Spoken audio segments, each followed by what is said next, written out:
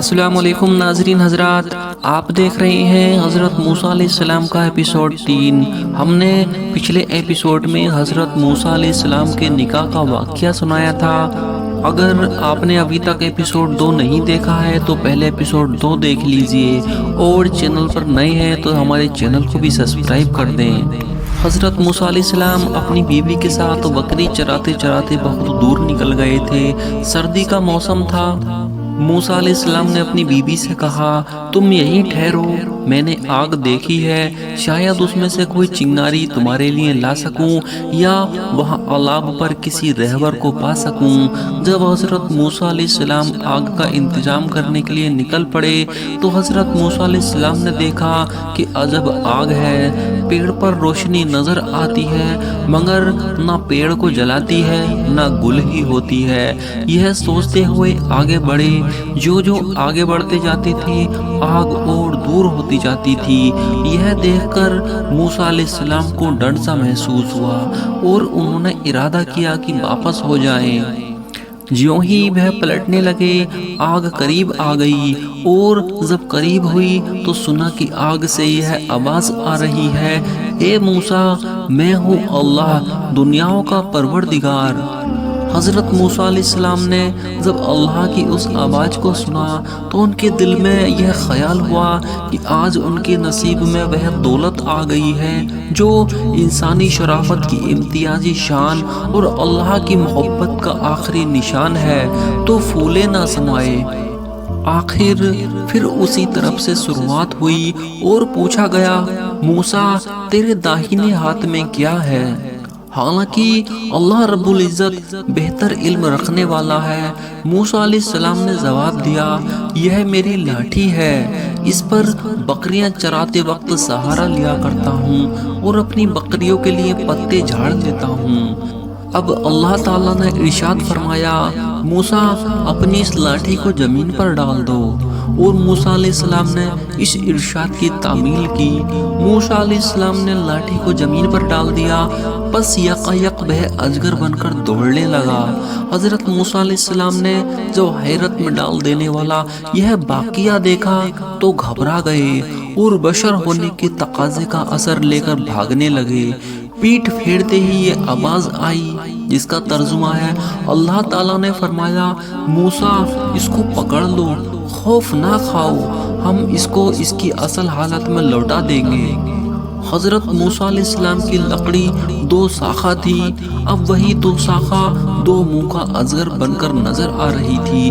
سخت پریشان تھے مگر اللہ کی قربت نے طمانینت و سکون کی حالت پیدا کر دی اور انہوں نے بے خوف ہو کر اس کے منہ پر ہاتھ ڈال دیا۔ اس عمل کے ساتھ ہی وہ فوراً 2 شاخہ کی پھر لاٹھی بن گئی۔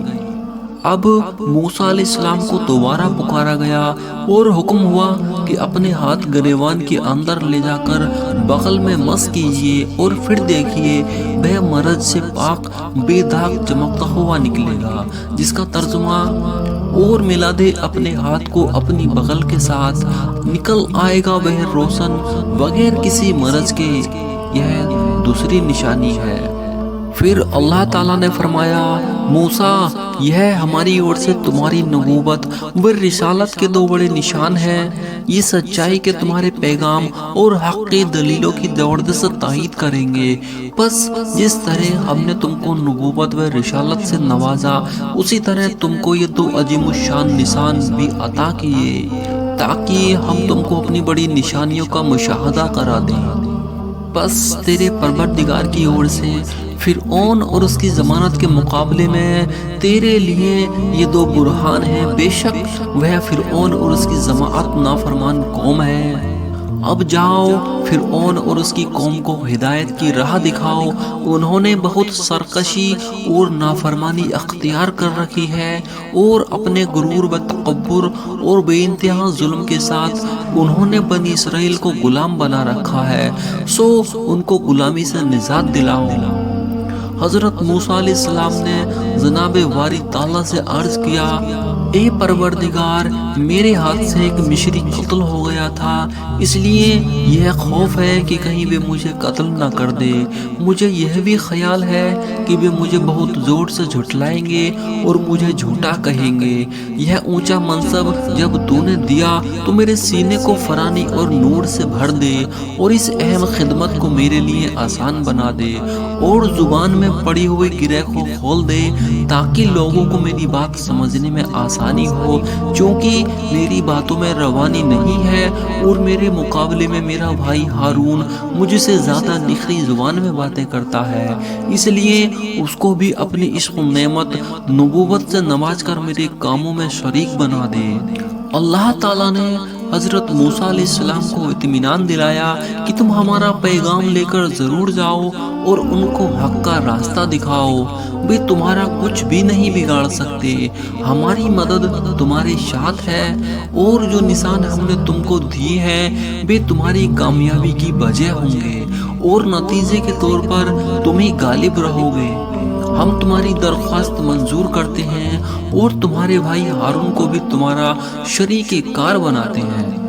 देखो, तुम दोनों फिरौन और उसकी कौम को जब हमारे सही रास्ते की ओर बुलाओ तो उस पैगामे हक में नरमी और मिठास के साथ पेश आना, क्या अजब कि बेनसीहत कबूल कर लें और खुदा का खौफ करते हुए जुल्म से बाज आ जाए। जब हजरत मूसा अलैहिस्सलाम नबूवत के मनसब से सरफराज होकर कलाम रब्बानी से फैज़याब बनकर और दावत और हक की तबलीग में कामयाबी व कामरानी की खुशखबरी पाकर मुक़द्दस वादी से उतरे तो अपनी बीवी के पास पहुंचे जो वादी के सामने जंगल में उनके इंतजार में रास्ता देख रही थी।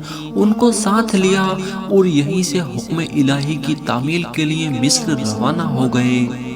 मंजिलें तय करते हुए जब मिस्र पहुंचे तो रात हो गई थी। खामोशी के साथ मिस्र में दाखिल होकर अपने मकान में पहुंचे। अंदर दाखिल हुए और माँ के सामने एक मुसाफिर की हैसियत में जाहिर हुए। यह बनी इस्राइल में मेहमान नवाज घर था। हजरत मूसा अलैहिस्सलाम की खूब खातिर मदारत की गई। इसी बीच उनके बड़े भाई हजरत हारून आ पहुँचे। यहाँ पहुँचने से पहले ही हारून को अल्लाह की तरफ से रिसालत का मनसब दिया जा चुका था, इसलिए उनको वही के जरिए हजरत मूसा अलैहिस्सलाम का सारा किस्सा बता दिया गया था। हजरत हारून हजरत मूसा अलैहिस्सलाम से लिपट गए और फिर उनके घर वालों को घर के अंदर ले गए और माँ को सारा हाल सुनाया। तब सब खानदान के लोग आपस में गले मिले और बिछड़े हुए भाई एक दूसरे की बीती जिंदगी के हालात से वाकिफ हुए और माँ की दोनों आंखों ने ठंडक हासिल की। इंशाअल्लाह इससे आगे का वाकया कल पोस्ट किया जाएगा।